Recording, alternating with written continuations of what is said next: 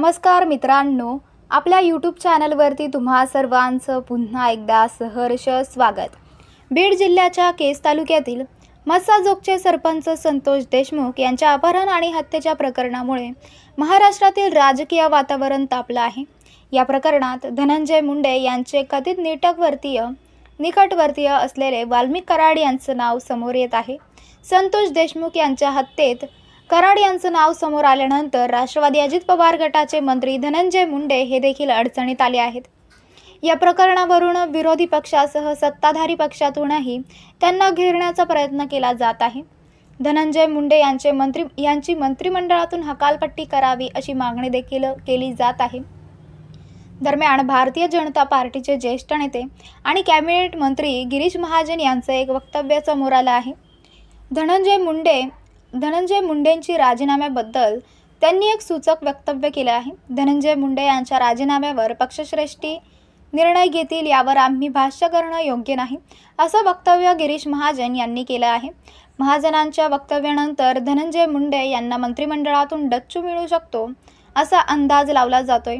त्यामुळे आता धनंजय मुंडेंबाबत माहिती सरकार नेमका काय निर्णय घेणार ते पाहावे लागणार आहे।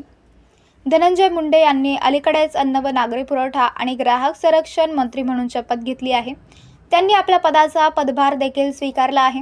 मात्र संतोष देशमुख हत्या प्रकरणावरून त्यांच्या अडचणीत वाढ होत आहे। आष्टीचे भाजपाचे आमदार सुरेश धस यांनी देखील हे प्रकरण लावून धरलं आहे। त्यांनी याबाबतचा सगळा घटनाक्रम विधिमंडळाच्या अधिवेशनात सांगितला होता। बीडमध्ये कशा प्रकारे जंगलराज सुरू आहे याचा खुलासा देखील धस यांनी केला आहे। त्याचबरोबर बीडमधील गुन्हेगारीवरून सामाजिक नेत्या अंजली दमानिया यांनी देखील आक्रमक भूमिका घेतली आहे। त्यांनी 2 दिवसांपूर्वी धनंजय मुंडे यांचा बंदूक हातात असलेला एक फोटो सोशल मीडियावर व्हायरल केला होता। तसेच संतोष देशमुख यांच्या हत्या प्रकरणातील संशयित आरोपी वाल्मिक कराड आणि धनंजय मुंडे यांनी एकत्रित कुठे कुठे संपत्ती खरेदी केली आहे याचा तपशीलही दमानिया यांनी काही दिवसांपूर्वी सोशल मीडियावर शेअर केला होता। या सगळ्या प्रकरणामुळे धनंजय मुंडे यांच्या अडचणीत वाढ होत आहे।